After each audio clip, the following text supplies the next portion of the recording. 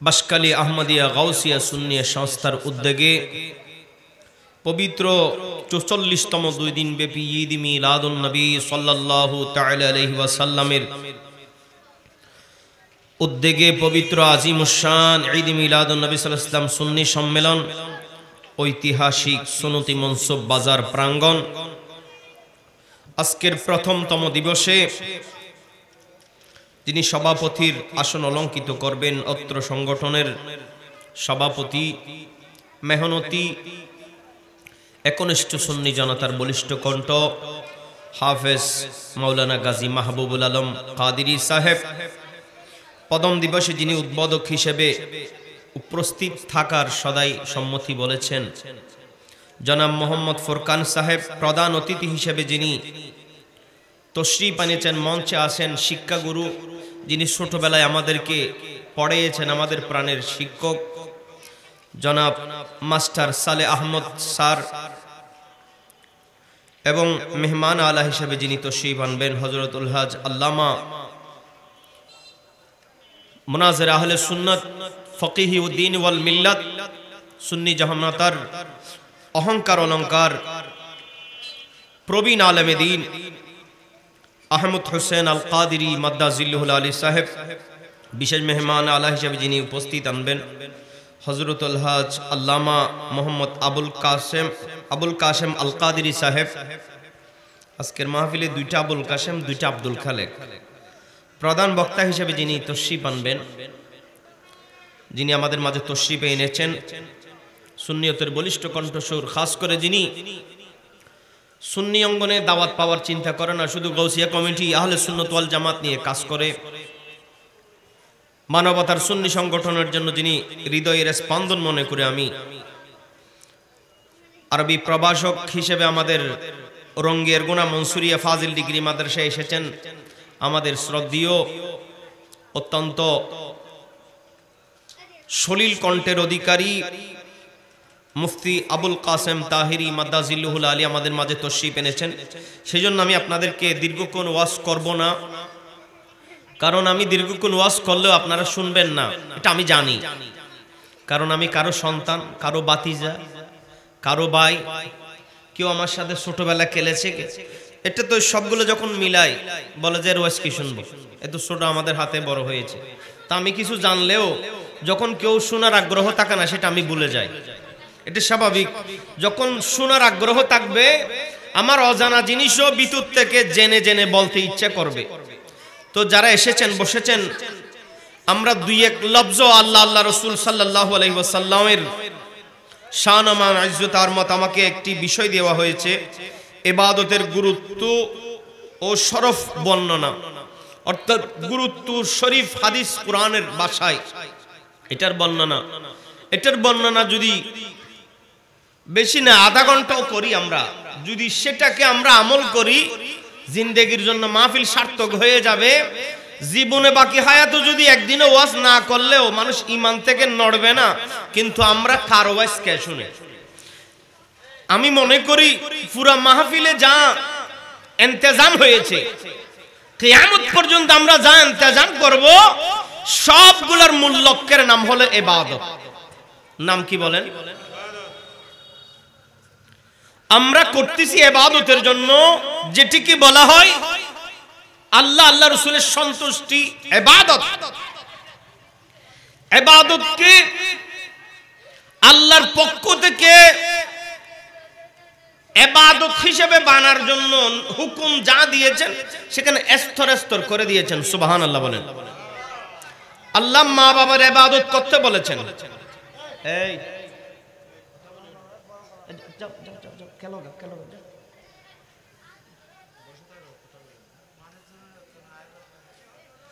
হলে ইলেস্তুনো তাই গর্বত, কিন্তু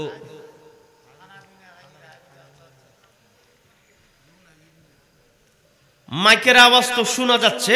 আপনারা মা বোন যারা আছেন, ইবাদত এটি একটি বিশাল সমুদ্রের নাম, এটি বেকুল সমুদ্র, যার কোনো কুল কিনারা নাই। যার ইবাদত যত বেশি সেই আল্লাহর দরবারে তত বেশি মকাম পজিশন পেয়েছেন। সুবহানাল্লাহ বলেন। ইবাদতের সাথে যার ঈমান যত পাকা ছিল, যার ঈমান যত মজবুত ছিল, যার ঈমানের মধ্যে যত বেশি মুস্তাফার প্রেম ছিল, তার পজিশন আল্লাহর দরবারে তত বেশি বেড়ে গেছেন। সুবহানাল্লাহ বলেন। আল্লাহু আকবার। ইয়া রাসূলুল্লাহ, ইয়া গাউসুল আযম দোস্ত, জিন্দাবাদ জিন্দাবাদ। আল্লাহুম্মা সাল্লি আলা সাইয়্যিদিনা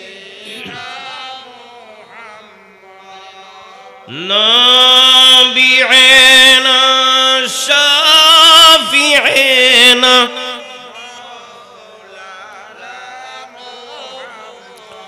মঞ্চে আরো তশরিফ ফরমা আছেন গাউসিয়া আহমদিয়া মঈনিয়া বাসাউলিয়া সুন্নিয়া মাদ্রাসার সম্মানিত সুপার হযরতুল আল্লামা জনাব মাওলানা নেসারউদ্দিন আল কাদেরী সাহেব, আরো অপর যারা যেখান থেকে শুনতেছেন, শ্রবণ করছেন, আমি আকুল আবেদন করব, আমি আপনাদের সন্তান হলেও আমি দুই এক লফজ বললে যদি আপনার উপকার আসে, মন্দ কি? এটাই তো আমাদের জন্য আপনারা যে লেখাপড়া করাইছেন, এটা সার্থকতা। আল্লাহ রব্বে ইজ্জত আল্লাহর কুদরতির জবানে বলছেন, লা তাকনাতু মির রাহমাতিল্লাহ ইন্নাল্লাহা ইয়াগফিরুয যুনুবা জামিআ ইন্নাহু হুয়াল গফুরুর রহিম। আল্লাহর কুদরতির জবানে বলছেন, ওয়া কাদা রাব্বুকা আল্লা তা'বুদু ইল্লা ইয়্যাহু ওয়া বিল ওয়ালিদাইনি ইহসানা। আল্লাহর কুদরতির জবানে বলেছেন, ইন্নাল্লাহা ইয়াগফিরুয যুনুবা জামিআ ইন্নাহু হুয়াল গফুরুর রহিম। সুবহানাল্লাহ বলেন। আমি যেই তিনটি আয়াতে পাক করেছি, আমি এর খোলাসা বলছি আপনাদের। আল্লাহ বান্দাকে আব্দ হিসেবে সৃষ্টি করেছেন। কি হিসেবে সৃষ্টি করেছেন? এই আর যে বিষয় দিয়ে ইবাদত, আল্লাহ বান্দাকে সৃষ্টি করার সময় আল্লাহর কুদরতি ইরাদার মধ্যে ছিল, আল্লাহর কুদরতি সত্তার মধ্যে জানা ছিল এই বান্দা আমার ইবাদত করবে। সুবহানাল্লাহ বলেন। বান্দাদের মধ্যে ইবাদতের জন্য সর্বপ্রথম যাকে সৃজন করেছেন, যার নাম নবী মুহাম্মদুর রাসূলুল্লাহ সাল্লাল্লাহু আলাইহি ওয়াসাল্লাম, উনি এক সিজদায় আল্লাহর আজমতের কদমের মধ্যে ৭০,০০০ বছর ইবাদত করেছিলেন। সুবহানাল্লাহ। সৃষ্টির সাথে সাথে একদিন, এক মিনিট, এক সেকেন্ড পরে নয়, আল্লাহর কুদরতি জবানে যখন বলেছিলেন, কোন মুহাম্মাদান সাল্লাল্লাহু আলাইহি ওয়াসাল্লাম, ও নূরের টুকরাকে সম্বোধন করে বলেছিলেন, আপনি একটি মুহাম্মদ হয়ে যান।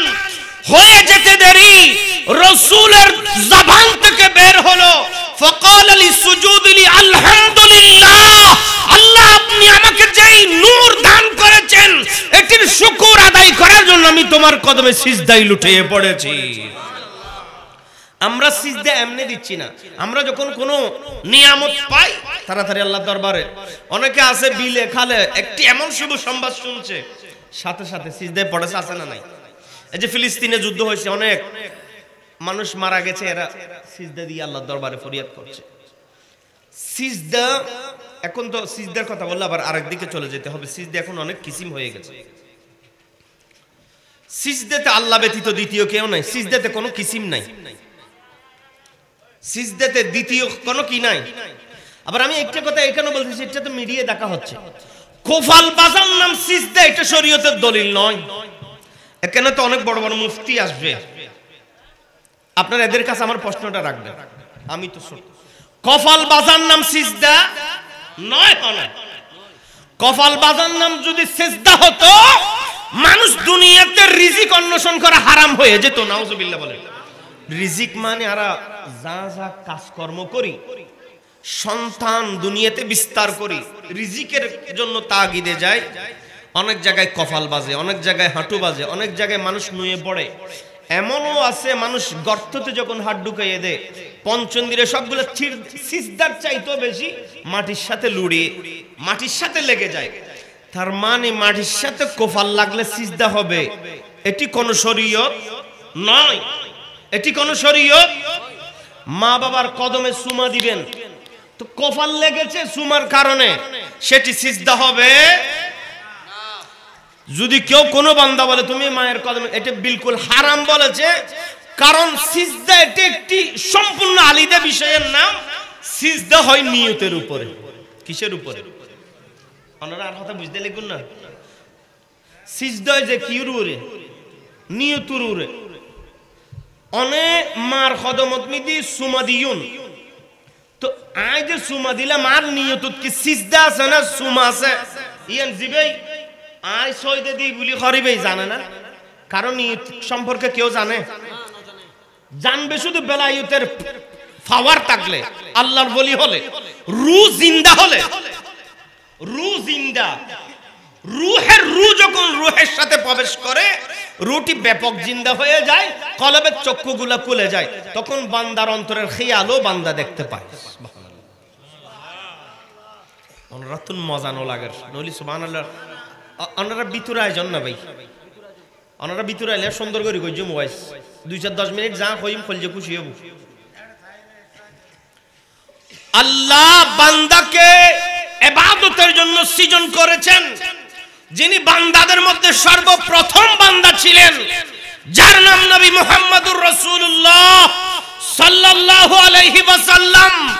উনি শুধু আল্লাহকে সিজদা করে খুশি করে সমাপ্ত করে দেয় নাই, আমার নবীর ইবাদতের সামনে সমস্ত নবীরা নত হয়ে গেছে।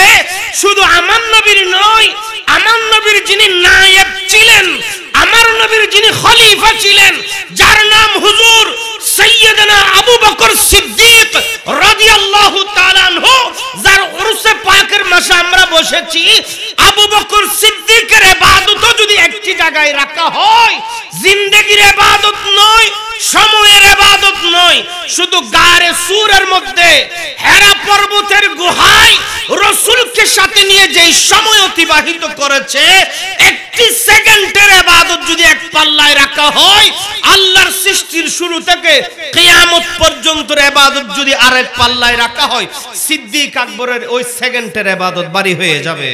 সুবহানাল্লাহ, আরে তাকবীর, আল্লাহু আকবার, আরে রিসালাত, ইয়া রাসূলুল্লাহ, ইয়া গাউসুল আজম, ইয়া গাউসিয়া সুন্নি শাস্তা, জিন্দাবাদ জিন্দাবাদ।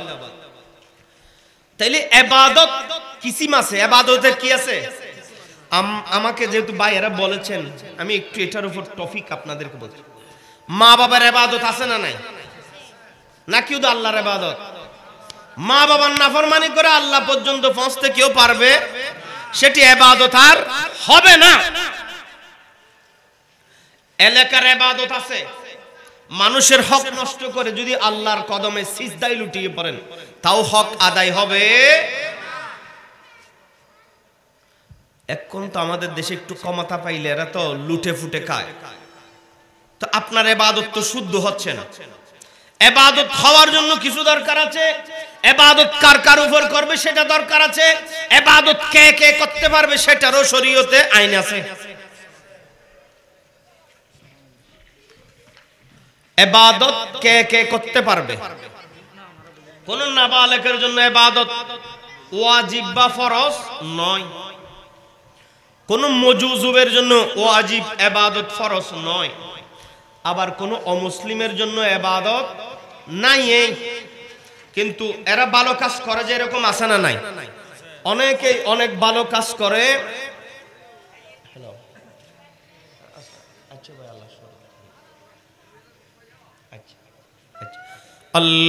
আল্লাহুম্মা সাল্লি সাইয়্যিদিনা মুহাম্মাদ নাবিয়িনা শাফিঈনা।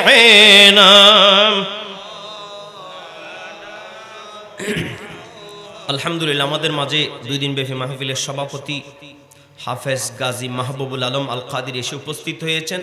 আমি আপনাদেরকে শিবিনয় অনুরোধ করব, যেখানে একজন সভাপতি হয়ে উনি মাহফিলে চলে এসেছেন, আপনারা এখনো ঘোরাফেরা করার এটা তো অর্থই হয় না। আপনারা সবাই আল্লাহ আল্লাহ রসুল সন্তুষ্টির জন্য চলে আসেন। আল্লাহ আল্লাহ এবং আল্লাহ রসুল যদি আপনার উপর একটি দয়ার নজর করে, এটি হলো আমরা ঘন ঘন মাহফিল কেন করি, নিয়ত হলো শুধু সেটি, শুধু একটি নিয়ত। যদি এই মাহফিলে মুস্তাফা মজলিস আমি একজন গোলাম হিসেবে আল্লাহ আল্লাহ রসুলের নবুয়তি নজরে পড়তে পারছি কিনা, যে ইবাদত জাত কিসিম স্তর বাক আছে, ইবাদত কে করতে পারবে সেটাও বাক আছে। ভালো কাজ করলে শুধু ইবাদত হবে না, সব ভালো কাজ ইবাদত হবে। মানুষ আগে ইবাদতের যোগ্য হতে হবে। কি হতে হবে? আচ্ছা, সব পানি কি খাওয়ার যোগ্য? নালা তো পানি আছে, খালো তো আছে, ভৈরু তো আছে, আবার ফাইগুরও পানি। সব নিয়ামত আল্লাহর, কিন্তু সব নিয়ামত আপনি কবুল করতে পারবেন না, কারণ আল্লাহর সেটি আপনার জন্য প্রযোজ্য নয়। আপনার জন্য কি নয়? একজনের জন্য নিয়ামত আরেকজনের জন্য অভিশাপ হতে পারে সেটি। যেমন নাকি আপনি একটি সদকা মান্নত করেছেন, আল্লাহর রাস্তায় সদকা দেওয়া কি ইবাদত হয় না? কিন্তু সদকাটা যদি এলাকার ধনীকে নিয়ে দেন, ওনার জন্য সেটি মুসিবত, ওনার জন্য সেটি কি, উনি খেতে পারবে না। এটি খেতে হলে ইবাদত হবে এলাকায় যিনি মিসকিন আছে, ফকির আছে। ইবাদতের অনেক স্তর আছে, আমি এগুলো বলতে গেলে আমার সময় সংক্ষেপ হয়ে যাবে। আমাকে আরো দুটি কথা বলার জন্য অনুরোধ করছে মাহফিল কমিটির ভাইরা, আমি সেগুলো একটু বলবো। কারণ ইবাদত করতে হলে বান্দাকে কিছু যোগ্যতা অর্জন করতে হয়। কি করতে হবে?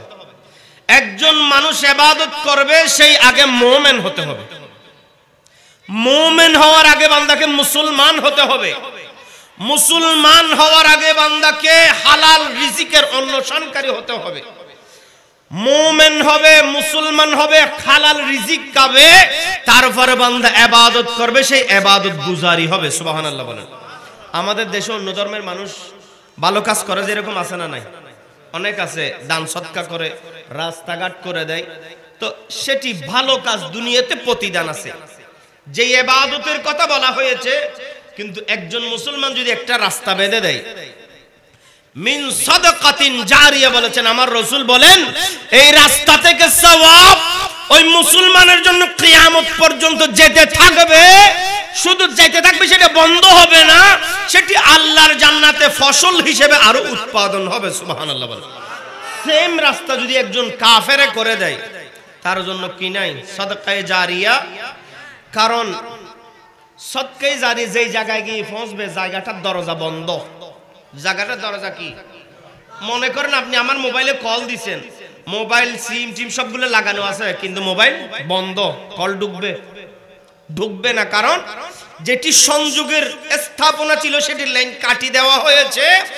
মুমিন বান্দার কলবের ভিতর ঈমান থাকার কারণে মুমিন বান্দা ইবাদত আর করতেছে না, জমিনে যা করে এসেছে অনবরত সেখান থেকে ইবাদত কবরে পৌঁছতে থাকবে। জোরে বলুন না সুবহানাল্লাহ। মুমিন হলে লাভ আছে না নাই? ইবাদত চলবে কি না? মুমিনের ইবাদত কোনোদিন বন্ধ। আমাদের দেশে এক শ্রেণীর মানুষকে বলতে শুনবেন, কবর জিয়ারত হাদিসে নাই, কোরআনে নাই, এগুলো বেদাত, নতুন আবিষ্কার, এই ধরনের বলতে কিছু মুসলমানকে শুনবেন, বুঝতে পারবেন তার কলব জিন্দা নাই। তার কলব কি নাই? যিনি পাঠাবে ওনার থেকেও জিন্দা হতে হবে, যেই নিবে তার থেকেও জিন্দা হতে হবে। এরা যাদেরকে দাফন করে এসেছে এরও মরা, উপরে যারা আছে তারও মরা, শুধু ব্যবধান হলো রূহের। এরা রূহ নিয়ে দুনিয়াতে কাটছে, ঘুমাচ্ছে, কিন্তু রূহের রূহ এদের মাঝে নাই, যার কারণে এদের ইবাদত বলে গণ্য হবে না, এদের জিয়ারত বলে গণ্য হবে না। সেখান থেকে যারা চূড়ান্ত সিদ্ধান্ত নিল, আমরা যেহেতু গোমরা হয়ে গেছি, আমরা জাতিকেও গোমরা করে জিয়ারতটাও বন্ধ করে দিই। জোরে বলুন না নাউজুবিল্লাহ। কিন্তু মুইয়ুতার জন্য কি আছে? ইবাদত আছে, বলেন না? মুইয়ুতা কবর থেকে দোয়া করে। কি করে? সালামের জবাব দেওয়া দোয়া না অভিশাপ? কথা বলে। আমরা কবরবাসীকে সালাম দিই কিনা? এরা জবাব দিচ্ছে কিনা? তারা আমাদের জন্য দোয়া করতেছে কিনা? রাসূলে পাকের হাদিসের মধ্যে বলা হয় যে কোন সন্তান যদি মা বাবার কবরের সামনে চেহারার দিকে হয়ে একটু নিস্তব্ধ হয়ে দাঁড়িয়ে থাকবে, চোখের পানি ফেলবে, মা বাবাকে স্মরণ করবে, আল্লাহ তার মা বাবার জিন্দেগির সমস্ত গুনাহ ক্ষমা করবে, উপর থেকে তার গুনাহ ক্ষমা করে দিবেন। সুবহানাল্লাহ। মুন্যতার জন্য ইবাদত চলতেছে কিনা, জীবিতের জন্য চলতেছে কিনা? ইবাদত এমন একটা বিষয়ের নাম যেটার সাথে ঈমানের কানেকশন, যেটার সাথে রূহের কানেকশন। আমাদের মাঝে সবার রূহ আছে, ঈমান আছে, কিন্তু আমরা মসজিদে ঢুকলে তেমন শান্তিটা খুব কম পাই। যেমন নাকি শুক্রবারের নামাজে মুসল্লিরা যায়, কিন্তু উজুরে শেষ করার আগে কে কোন দিকে পালিয়ে যাবে। তো ঈমানের সাক্ষী হাদিসে পাকের মধ্যে এসেছেন, যেই বান্দা ইবাদত করতে শান্তি পাবে, সেই বান্দা বুঝতে পারবে সেই বান্দা মুমিন হয়েছে, ভালো কাজ করে যখন আত্মা তৃপ্তি পেয়েছে, সেই আল্লাহর মকবুল বান্দা হয়েছে। সুবহানাল্লাহ। এখন আমাদের মসজিদে ঢুকলে অস্থিরতা বেড়ে যায়। যখন অস্থিরতা বাড়বে, আপনি আমার থেকে বুঝে নিতে হবে এখনো আমার ঈমান, আমার তাকওয়া, আমার ইবাদত আমার কলবে কাজ করতেছে না। যখন আপনাকে এমন অন্তরে বলবে সিজদার পর সিজদায় লুটিয়ে থাকো, সুবহ হয়ে যাবে, সকাল হয়ে যাবে, সকালে সিজদায় বিকাল হয়ে যাবে, সিজদা থেকে যখন মাথা উঠতে আপনাকে অন্তর বাধা দিবে, আপনি বুঝতে পারবেন আপনার কলব জিন্দা হচ্ছে। সুবহানাল্লাহ। আল্লাহর ওলিরা ইবাদতের জন্য পাহাড়ে, পর্বতে, গুহায় চলে যেতেন। এটি হচ্ছে ইবাদতের একটি ধারা, ইবাদতের কয়েকটি স্তর। আমি আপনাদেরকে এবার ইবাদত কেমন করলে হয়, ইবাদত কি, কোরআন পড়া কি ইবাদত, হনাবাদ। কোরআন পড়া কি, নামাজ পড়া, হাদিস পড়া, অন্যকে শিখানো, যত যত যত যত ভালো কাছে মানুষকে খাওয়া, সালাম দেওয়া, দোয়া করা, সদকা করা, ইবাদত নাই এমন কোন শব্দ কোন কাজে পাবেন যদি মুমিন হয়। যদি কি হয়, আমরা হাঁটতেছি, আমার রাসূল বলে উম্মত হাঁটার সময় রাস্তার ডান পাশ দিয়ে হাঁটো। সুবহানাল্লাহ না? হুজুর রাস্তার ডান পাশে হাঁটলে কি হবে? আমার রাসূল বলে অন্তত তুমি শয়তানের ধোঁকা থেকে বাঁচবে, প্রতি কদমে কদমে আল্লাহ তোমার জন্য আমল লিখতে থাকবে, গুনাহ ক্ষমা করে দিবে, তুমি প্রত্যেকটি কদমে কদমে মুস্তাফার সুন্নাত আদায় করে চলবে। সুবহানাল্লাহ। রাস্তার কোন পাশে হাঁটবে? ডান পাশে হাঁটবে। সিনা ও সিনাকে সবাইকে সালাম দাও। তোমরা একের সাথে এক অপরের মুলাকাত করো। একজন মুমিন মুসলমানের ইবাদতের পরিসীমা আল্লাহ এই পর্যায়ে নিয়ে গেছেন, একজন মুমিন যখন প্রস্রাব করার জন্য যায়, বাম পা দিয়ে যখন ঢুকে, সেই দোয়া পড়ে যখন ঢুকে, হাজের স্বার্থে যাও, একজন সুন্নি মুসলমানের জন্য ইবাদত হয়ে যায়। সুবহানাল্লাহ বলেন। ভাত খাওয়া ইবাদত, খাচ্ছি, পেট ভরতেছে, মজা লাগতেছে, কিন্তু যদি অন্তরে ঈমান থাকে, আমার রাসূল বলে উম্মত খাবে ও শান্তিও পাবে, তৃপ্তিও পাবে, আনন্দও পাবে, সাথে সাথে আমি আল্লাহর দরবার থেকে সওয়াবও পেতে থাকবে। সুবহানাল্লাহ। আমরা ক্ষেত কামার করি না? করি কি না? আমার রাসূল এমন ভাবে বলেছেন, তোমরা সর্ব অবস্থায় ইবাদত করতে পারবে রাস্তায় হাঁটার সময়, কিন্তু তোমরা যে ফসল বুনাবে সেগুলো ইবাদত করবে, সেগুলোর একটি অংশ তোমার আমলনামায় লিখে দেওয়া হবে। সুবহানাল্লাহ বলেন। তো আমরা যারা কৃষি কাজ করি, আমাদেরও ইবাদত আছে না নাই? আমাদের এলাকার মানুষ অনেকে মনে করে, হায় রে আল্লাহ, জীবনে কি করলাম, সারা জীবন বউ ছেলেবেলের জন্য কাটাই দিয়েছি, বউয়ের রিজিক জোগা সেটাও ইবাদত, সন্তানের মুখে হালাল রিজিক তুলে দেওয়া সেটাও ইবাদত, রাস্তায় হাঁটাও ইবাদত, মুমিন ঘুমও ইবাদত, পীর বুজুর্গের দরবারে যাওয়া ইবাদত, মাহফিলে যাওয়া ইবাদত, খাওয়া ইবাদত, মানুষকে খাওয়ানো ইবাদত। এমন একটি চ্যাপ্টার নাই কোন মুসলমান দেখাতে পারবে না মুসলমান করলে গুনাহ হয়, এমন কোন চ্যাপ্টার নাই। একজন মুমিন মুসলমান সকাল থেকে সন্ধ্যা, সন্ধ্যা থেকে আবার সকাল, ঘুমানো, জাগরণ, উঠা, বসা, খাওয়া, দাওয়া, আল্লাহ সব কিছুকে আল্লাহর ইবাদতের সাথে শামিল করে দিয়েছেন। সুবহানাল্লাহ। আমরা আর কি চাই? আল্লাহ আমাদের কাছ থেকে চায় যেন আমরা মুমিন হই। কি হই? মুমিন না হলে আর কিছু ইবাদত হবে হালাল না খেলে কোনো কিছু ইবাদত হবে? সুদ ঘুষের টাকা এনে বউ বাচ্চাকে খাওয়াইলাম, তো আমি নামাজও পড়লাম, বিসমিল্লাহ বলেও খাইলাম, কিন্তু সেটি ইবাদত হবে না, অভিশাপ হবে? কারণ আর একজনের রিজিক মেরে নিয়ে এসেছি আমি। ইবাদত এমন একটি বিষয় যেটার সাথে সম্পর্ক কলবের সাথে। কার সাথে? কলবকে আরেকটি আয়াতে রু বলা হয়েছে। কি বলা হয়েছে? যেটাকে আমরা কলব বলছি সেটি রুহের যেই বর্ধন আছে, যেই কলসি আছে, এটার নাম হচ্ছে রু, সেটার নাম নফস, সেটার নাম কলব। কলব এটা কেমন জিনিস? বান্দা যখন ঘুমায় কলব তখনও জীবিত। সুবহানাল্লাহ বলেন। বান্দা যখন দুনিয়ার কাজে ব্যস্ত থাকে কলব তখনও জীবিত।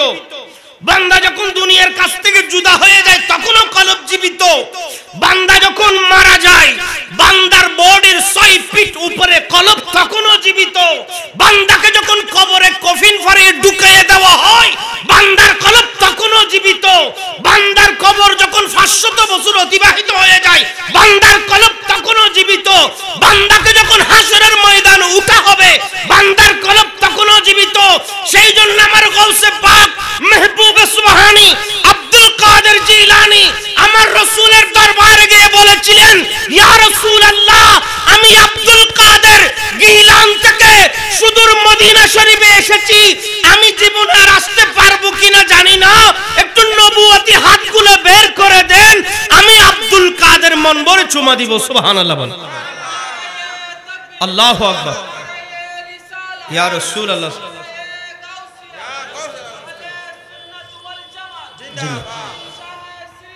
জিন্দাবাদ। আল্লাহুম্মা সাল্লি আলা সাইয়্যিদিনা মুহাম্মাদ নাবিয়িনা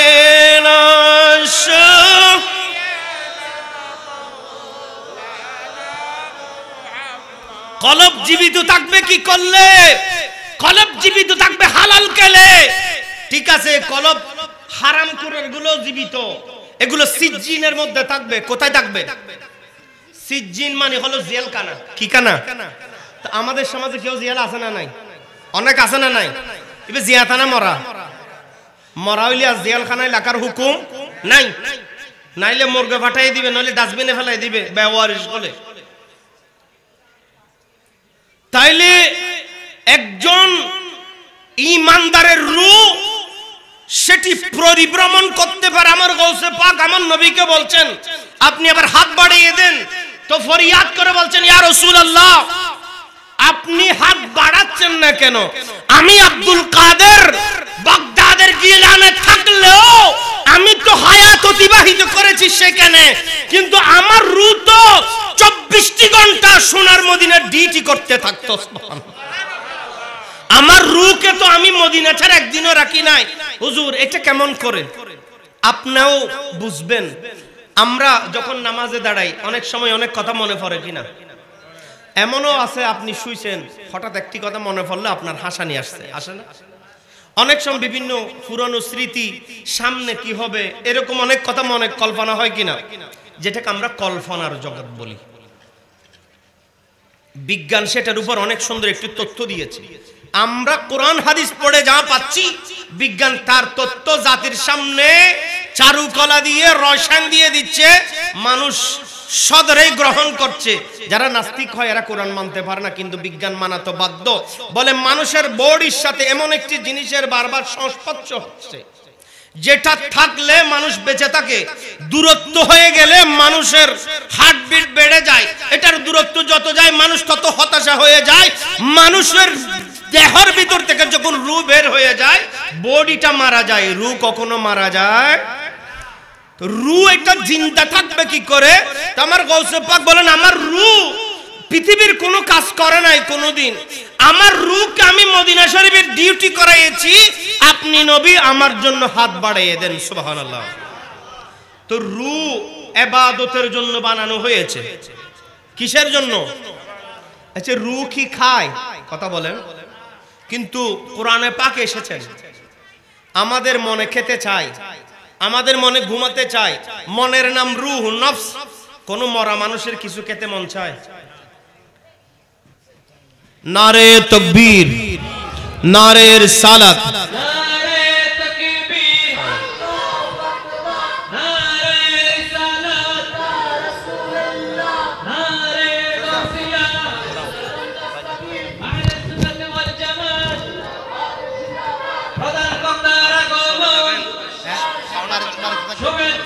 এমন একজন আলেম আমরা পেয়েছি, আসলে বাসকালের মানুষ অত্যন্ত সৌভাগ্য।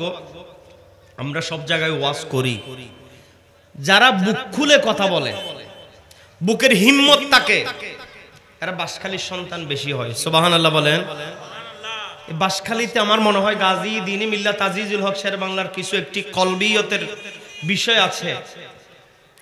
যারা বুক খুলে কথা বলতে পারবে, বুকের পাটা এত শক্ত, যাদের সামনে ৭২,০০০ বাতিলের তীর পশাইতে পারবে না, সবগুলো বাসখালীর সন্তান। সুবহানাল্লাহ বলেন। আমাদের মাঝে এমন একজন গর্বের অহংকার অলংকার তশরিফ এনেছেন, বাসখালী রঙ্গিয়ার গুনা মনসুরিয়া ফাজিল ডিগ্রি মাদ্রাসার আরবি প্রভাষক মুফতি মাওলানা আলহাজ মোহাম্মদ আবুল কাসেম তাহিরি মাদ্দাজিল্লুহুল আলী সাহেব হুজুর তকরির করবে। আমি খুব তাড়াতাড়ি শেষ করে দিচ্ছি। আপনারা যারা এখনো বাইরে ঘোরাফেরা করছেন, আপনারা চলে আসুন। আমি আমার বিষয়ের অসমাপ্ত কথাটা শেষ করছি। আমরা ইবাদত করব কার জন্য? সবাই বলেন কার জন্য? আমরা ইবাদত করতেছি আল্লাহর জন্য, কিন্তু গুনাহগুলো করতেছি কার জন্য? বান্দার জন্য, নিজের জন্য। চুরি করতেছি কার জন্য? হারাম উপার্জন করতেছি কার জন্য? আল্লাহর দেওয়া বাউন্ডারি অতিক্রম করতেছি রাতের বেলায়, খারাপ রাস্তায় চলতেছি, এটি কার জন্য? নিজের জন্য। যখন নিজের নফসকে নিজে অপরাধের দিকে, অর্গানাইজেশনের দিকে নিয়ে যায়, সেই বান্দা সিজ্জিনের মধ্যে থাকে। দুনিয়ার অপরাধীরা যেমন জেলে থাকবে, আল্লাহর আদালতে যারা অপরাধী বলে সাব্যস্ত হবে, ওই রূহগুলোকে আল্লাহ সিজ্জিনে বন্দী করবে, যেটি কোরআনে পাকের মধ্যে ওয়ামা আদরাকা মা সিজ্জিন বলা হয়েছে, যেখানে জ্বলন্ত। আল্লাহুম্মা সাল্লি সাইয়্যিদিনা মুহাম্মদ নাবিয়িনা মহব্বত লই ফরিবেন নবীর দরুদ। অন্য ইবাদত ভিতরে ভিতরে ফরন, বাইরে ফরন, নবীর দরুদের বেয়ালাত ওনারা অন্তর খুলি ফরিবে। তো আমাদের ঈমান যে রূহ, এই বিষয়টা আল্লাহর দরবারে বড় দামি।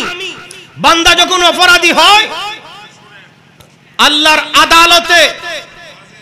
আল্লাহর আদালতের মধ্যে আসামি হয়ে যাবে। যেই বান্দা মারহাবা বলেন, টামাস সদ দিয়ে বড় ভাই, ও এদিকে নিয়ে আসেন। না না না, আসেন না, আপনি এখানে আসেন না। এই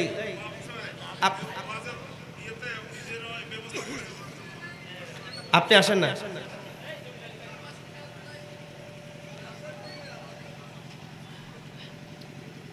আপনারা, আমরা যেই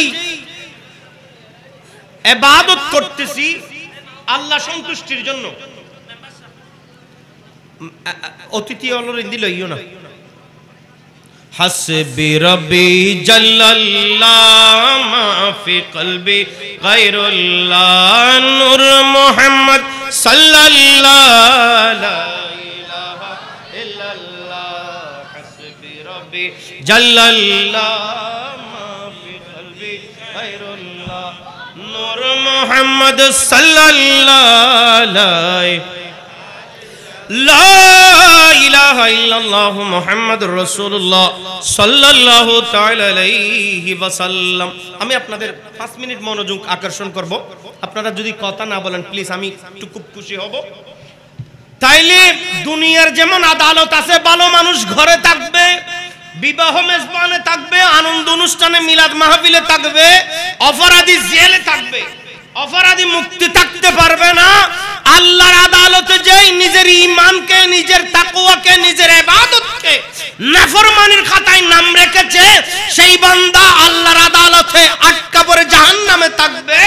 যেই বান্দা মুমিন হিসেবে কবরে যাবে, কবরে রাখার সাথে দেরি আমার রাসূল বলে নাম তো কালামাতুল উরুস, দুলহাকে বাসের করে যেইভাবে সজ্জিত করে দেওয়া হয়, তোমরা যে 3 টুকরা সাদা কফিন পড়ে তোমার ভাইকে দুলহা বানিয়ে কবরে দিয়েছো, মূলত মাটির বিছানায় দাও নাই, আল্লাহর একটি জান্নাত থেকে একটি জান্নাতের কামরায় তাকে শোয়িয়ে দিয়েছো। ইবাদতের দরকার আছে না নাই? আমরা তো দুনিয়াদারি নিয়ে ব্যস্ত। ইবাদত হলো একজন মুমিনের মূল থিওরি। ইবাদতের নাম আল্লাহ পাওয়ার পূর্ব শর্ত। এখন তো মিল্লাত মাযহাব যারা বের হয়েছে, এরা ইবাদত চুরি করতেছে। শুধু কি করতেছে? আচ্ছা, আমরা কি গালি দিই না বুলটা ধরাইয়া দিই? আচ্ছা, নামাজ দিবে ক্ষমাফিলি তো কর, কত জুমার আগার কোনো নামাজ নাই, ফরা কোনো নামাজ নাই, রোজান মিজি তারাবি নামাজ 8 রাকাত, এই ধরনের বলে বলে যে ইবাদত কমাচ্ছে, সেই কি আসামি হবে নাকি সেই মুক্তি থাকবে? আমার মামা অ্যাডভোকেট সাহেব আছে, উনি বলক না, যারা দুনিয়াতে অপরাধী দুনিয়ার কারাগারে বন্দী থাকবে। কোন উকিল যদি অপরাধীর পক্ষে টাকার জন্য দাঁড়ায়ও, উকিলের অন্তর ওই ব্যক্তির জন্য ঘৃণা থাকে, কারণ ওই প্রফেশন আমরা অনেকটা গবেষণা করেছি। অপরাধীর পক্ষে দাঁড়িয়ে আমরা কথা বলতেছি ওনাকে রায় দেওয়ার জন্য। আল্লাহর আদালতে একটি মাত্র চেয়ার থাকবে যার নাম মাকামে মাহমুদ হবে। সেইখানে শুধু এজলেসকে সাজানো হচ্ছে। দুনিয়া সৃষ্টি থেকে কিয়ামত পর্যন্ত একজন জাতে পাককে সেই মজলিসে বসার জন্য, যার নাম সরকারে দু আলম, নূরে মুজাসসাম, ফখরে বনি আদম, নবী মুহাম্মদুর রাসূলুল্লাহ সাল্লাল্লাহু আলাইহি ওয়াসাল্লামকে সেই মজলিসে নেওয়ার জন্য যখন আল্লাহর দরবার থেকে বার্তা হবে, কিন্তু আমার রাসূল আল্লাহর কুদরতি ইজ্জতের কদমে সিজদায় পড়বে। আমার রব বলবে, বন্ধু আপনি এখানে কুরসিতে বসেন। বলে না, আমি বসবো না। আমার উম্মতদের মাঝে যারা ঈমান রেখেছিল, মুমিন ছিল, ভুলের কারণে গুনাহ করেছে, মুমিন ছিল, অজানা গুনাহ করেছে, মুমিন ছিল, ঘুমে গুনাহ হয়েছে, মুমিন ছিল, নিজের অজান্তে গুনাহ হয়েছে, আল্লাহ আজকে তোমার আদালতে ওই উম্মতের পক্ষে আমি জেরা করতে থাকবো যতক্ষণ আমার একজন উম্মত জাহান্নামে যাবে, আমি আপনি রবের কদম ছাড়বো না। সুবহানাল্লাহ।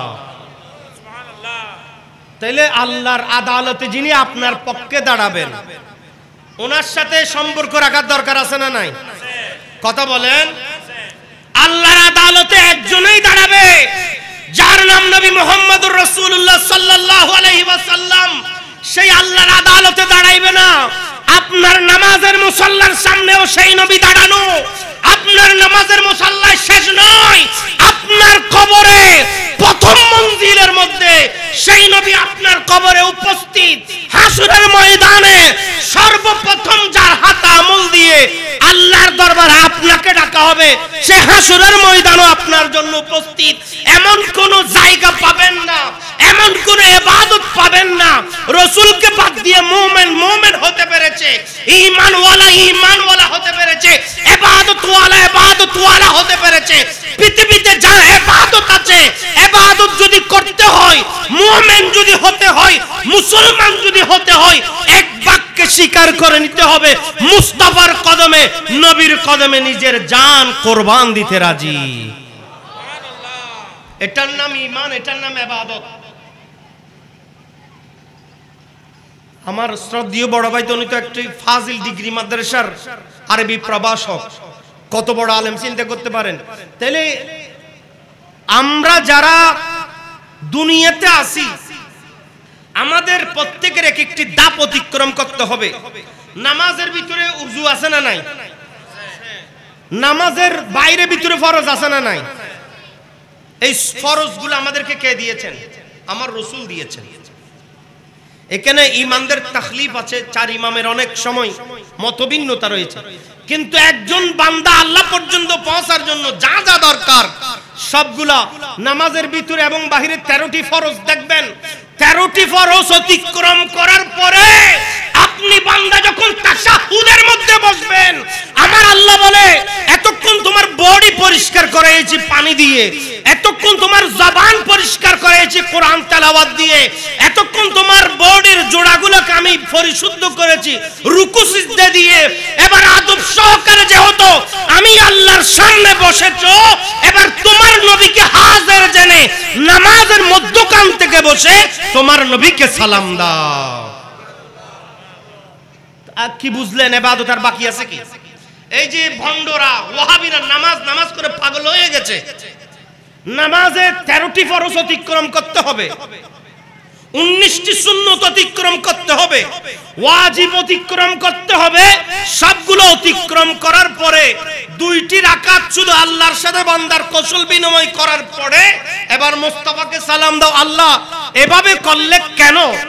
প্রথমেই তো নামাজের শুরুতে সালাম দিলে হতো। বলে না, নবীকে সালাম দেওয়ার জন্য জবান কিভাবে পবিত্র করতে হয় সেটি আমি আল্লাহ নামাজের মাধ্যমে শিক্ষা দিলাম। সুবহানাল্লাহ বলেন।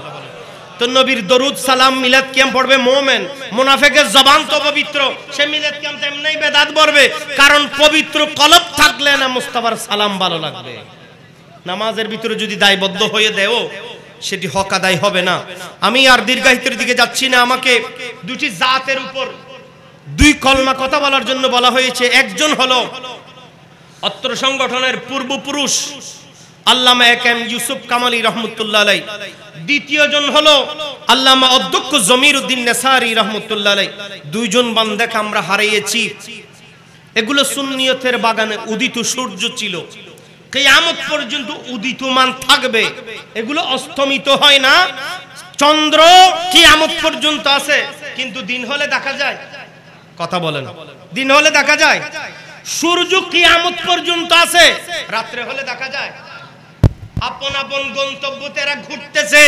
যাদের রূহ জিন্দা, যাদের কলব জিন্দা, এরা আপনার মহলে মহলে ঘুরতেছে। এগুলো আল্লাহর ওয়ালি, এগুলো আল্লাহর মকবুল জাতে পাক মুহাক্কিক আলেমে দ্বীন।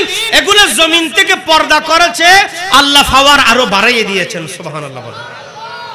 এরা আমাদেরকে মাহফিলগুলো উপহার দিয়েছেন। আমি সবার কাছে হাত জোর করে একটি কথা বলতেছি, এটাই আমার লাস্ট কথা।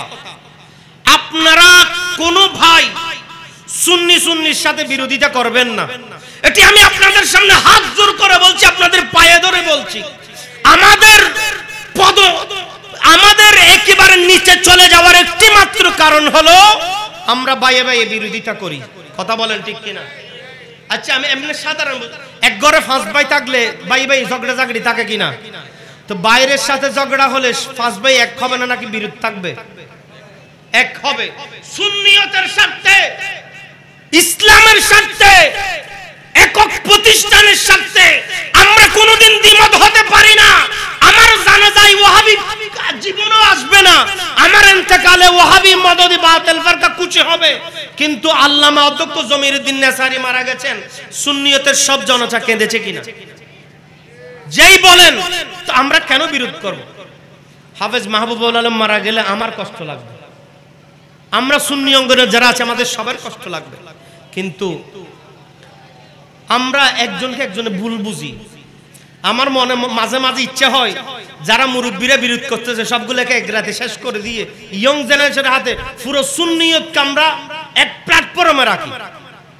কেন সুন্নিয়তকে প্রশ্নবিদ্ধ? আমি ব্যক্তি, আমার দ্বারা অসুবিধা হচ্ছে, আমি সরে যাব। আমার মতো আমি কত আমিত্ব চলে গেছে এই সুন্নি অঙ্গন থেকে, লক্ষ লক্ষ বীর মুজাহিদ চলে গেছে, কিয়ামত পর্যন্ত সুন্নি থেকে গেছেন। সুবহানাল্লাহ। আমরা মাহফিল 2টা না, আমরা 6টা করব, 10টা করব, আমাদের মধ্যে তারপরে কোনো বিরোধ হতে পারবে? কথা বলেন, কোনো বিরোধ হতে পারবে? ওমা, এটি তো আমি মনে করি গাজী দ্বীনি মিল্লাত শেরে বাংলা সাহেব, শেরে বাংলা হুজুরের একটি অন্তরের তাওয়াজ্জু, যেটি একদিন ছিল সেটি পক্ষান্তরে 2 দিন হয়েছে, এখন 4 দিন হচ্ছে।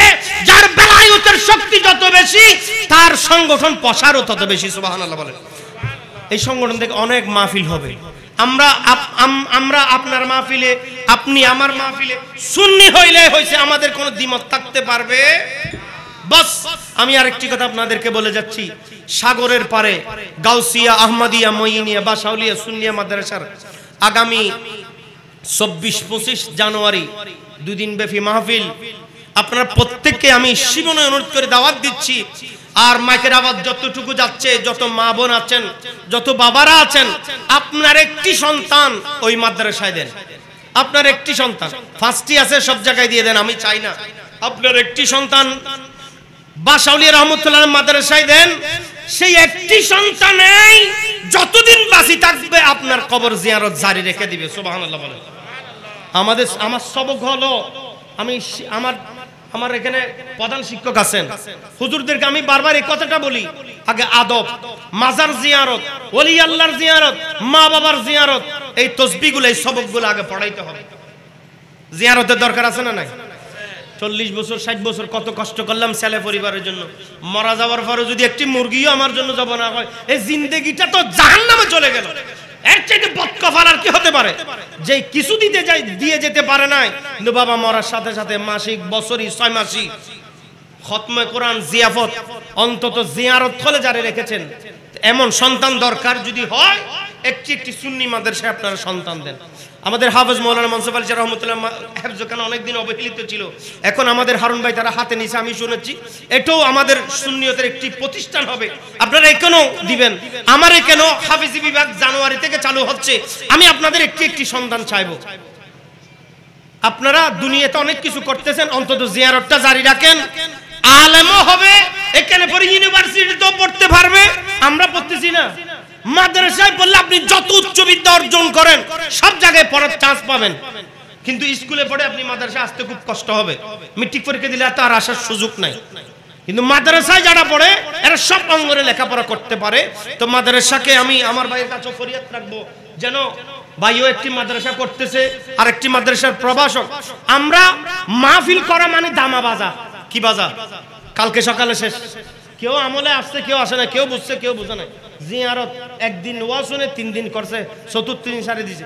এটি যখন 30 বছর একাধারে এই ওজিফে পড়তে থাকবে, জিয়ারতের কি ফজিলত, মা বাবার কি ফজিলত, মা বাবা কি ধরনের নিয়ামত, সেই সন্তান মা বাবার সাথে নাফরমানি করবে না। সেই জন্য আপনারা মাদ্রাসায় একটি সন্তান, দূরে না তেমন, অটো রিক্সায় উঠাই দিলে 5 টাকা নিয়ে মাদ্রাসার সামনে নামাই দিবে। আমরা যত পারি জায়গা প্রসারিত করতেছি। আলহামদুলিল্লাহ যথেষ্ট ছেলে সন্তান হয়েছে আমাদের, খুব কম সময়ের মধ্যে অসংখ্য সাড়া পেয়েছি আমরা। আমি আপনাদের কাছে এই ফরিয়াদটা করব, আপনারা একটি করে সন্তান দিবেন, সেটা ছেলে হোক আর মেয়ে হোক। একটি কন্যা সন্তান যদি আপনি মানুষ করতে পারেন, তার থেকে একটি জাতির সৃষ্টি হবে, একটি পুরো পরিবার শিক্ষিত জাতি হবে। তা আমি আপনাদের কাছে আকুল আবেদন করব, সুন্নি মাদ্রাসায় একটি ছাত্র দিবেন, এবং যত সুন্নি মাহফিল হয় এগুলোকে অন্তরের সাথে রাখবেন। এগুলো আমাদের ঈমান, দ্বিধাদ্বন্দ্ব কেউ করবে না। আমি আমার ব্যক্তিগত স্থান থেকে বলি, আমাকে কেউ ভালো না লাগলে ডাকার কোনো দরকার নেই। আমি আব্দুল খালেক কোন সাগরের মাছ, কে কি হয়ে গেছে, আমাকে বাদ দিয়ে সুন্নিয়ত সফল করেন বাস। কিন্তু কেউ কারো দায়ের তলের মাছ না, কারো কথা কেউ, সবাই স্বাধীনভাবে থাকবেন। আমরা সুন্নিয়তকে কোচাই, কেউ কারো বিরোধ করবেন না। আমি সবার কাছে এই আবেদনটা রাখবো। আমরা এটা আমাদের খুব, দেখেন হাজার হাজার ওয়াহাবিরা আসরের পরে এই প্যান্ডেলে কভার হইতো না। এতগুলো আলেম যদি একটা ওয়াহাবি মাহফিলে সিরিয়াল দিয়ে ওয়াজ করে, জীবনও আসরের পরে জায়গা দেওয়া যেত না। কিন্তু এখন আমাদের লক্ষ্য, আমরা এই গ্রুপের সাথে এই গ্রুপের সাথে এগুলো করে করে আমরা নিজেরা ধ্বংস হচ্ছি। এখানে যেটা আশেপাশে ওয়াহাবি মাদ্রাসা হয়েছে, সব ছেলেরা আমার এখানে চলে যাওয়ার জন্য বারবার বলতেছে। এটা আমার অন্তর খুশি হয়ে যাচ্ছে যে আমরা সফল জাতি হচ্ছি। আপনারা মাদ্রাসাকে বেশি গুরুত্ব দেন, সাথে সাথে সুন্নি অঙ্গনে কোনো দ্বিমত রাখবেন না। আল্লাহ সুন্নি অঙ্গনকে আমরা আমাদের সমস্ত উলামা ইকরাম, আমাদের মুরব্বীদের দেওয়া ধারাবাহিক অনুযায়ী আল্লাহ এগিয়ে নেওয়ার আমাদেরকে তৌফিক দান করুক, আমিন। আল্লাহ অধ্যক্ষ আল্লামা জমিরউদ্দিন নেসারি রহমতুল্লাহ আলাইহি, অধ্যক্ষ আল্লামা ইউসুফ কামালি রহমতুল্লাহ আলাইহির রফে দরজাতকে আল্লাহ জান্নাতের আলা মুকাম নসিব করুক, আমিন। এগুলো জান্নাতি মানুষ, আল্লাহ এগুলোর ওসিলায় আমাদের এই মজলিসকে কবুল করুক, আমিন। আল্লাহ আজকের মাহফিলের যিনি সবচাইতে নক্ষত্র সূর্য গাজী দ্বীন মিল্লাত আজিজুল হক শেরে বাংলার বরকত ফয়ুজাত আমাদের মাঝে, আলেমদের মাঝে, শ্রোতাদের মাঝে আল্লাহ ফয়ুজাত জারি করে দাও, আমিন। ওয়া আখির দাওয়ানা আলহামদুলিল্লাহি রাব্বিল আলামিন। আসসালামু আলাইকুম ওয়া রাহমাতুল্লাহি ওয়া বারাকাতুহু।